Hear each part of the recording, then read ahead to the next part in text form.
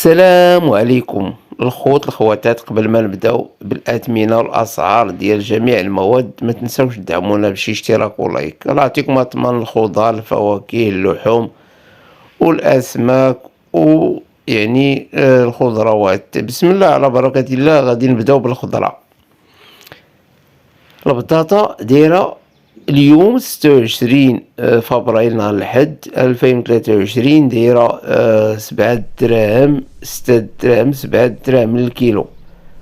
البصلة دايرة 6 دراهم 7 دراهم. مطيشة دايرة 6 دراهم 7 دراهم. الفلفلة دايرة 9 دراهم 10 دراهم. خيزو هابط شوية داير 3 دراهم ونص 4 دراهم. بالنسبة للدنجان داير 5 دراهم. الخيار 7 دراهم. القرعة الخضراء 7 دراهم.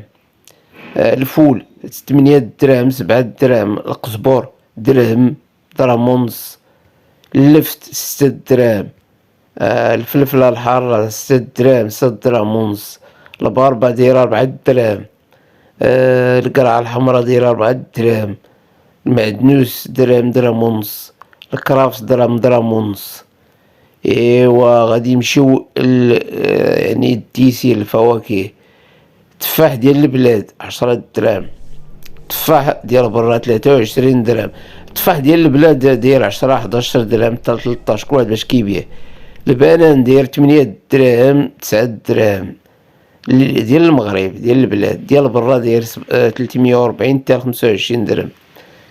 الليمون 4 دراهم حتى 6 دراهم. الليم 5 حتى 10. الإيجاز بوعويد الفراس 15 درهم.